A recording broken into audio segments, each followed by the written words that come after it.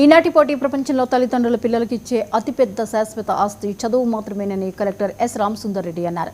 బొబ్బిలి మండలం పారాదిలో కొత్తగా ఏర్పాటు చేసిన బీసీ సంక్షేమ బాలుర వసతి గృహాన్ని ఎమ్మెల్యే బేబీ నాయనతో కలిసి కలెక్టర్ ప్రారంభించారు. విద్యార్థులు క్రమశిక్షణ చదువుకుని ఉన్నత శిఖరాలను అధిరోహించేందుకు ప్రభుత్వం కల్పిస్తున్న వసతులను సద్వినియోగం చేసుకోవాలని కలెక్టర్ ఎమ్మెల్యే పిలుపునిచ్చారు. వసతి గృహాల్లోని విద్యార్థులకు మౌలిక సదుపాయాలను కల్పించి నాణ్యమైన భోజనం, సరైన వాతావరణం అందించడమే ప్రభుత్వ లక్ష్యమని వారు స్పష్టం చేశారు. గ్రామస్తుల కోరిక మేరకు పారాదిలో ప్రస్తుతం తాత్కాలిక హాస్టల్ను ఏర్పాటు చేశాం.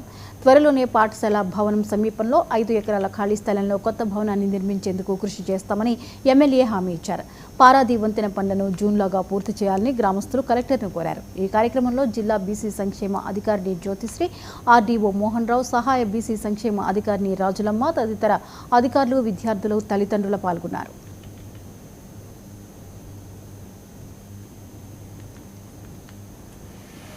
మన బీసీ వెల్ఫేర్ హాస్టల్ ఇవాళ పారాది గ్రామంలో మరి ప్రారంభించుకోవడం చాలా చాలా సంతోషంగా ఉంది.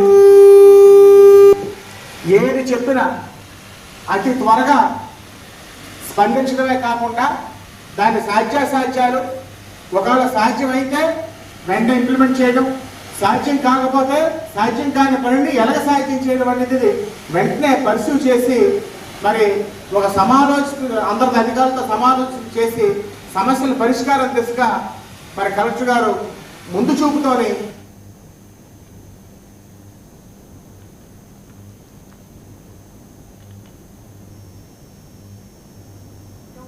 వారందరిలో పనిచేయడం నా అదృష్టంగా భావిస్తున్నానని కూడా మీకు అందరికీ కూడా సమాధానంగా తెలియజేసుకుంటూ కలెక్టర్ గారు మన ఊరు రావడం, స్టూడెంట్స్ అంటే లేదని చెప్పి క్లోజ్ అయిపోయింది.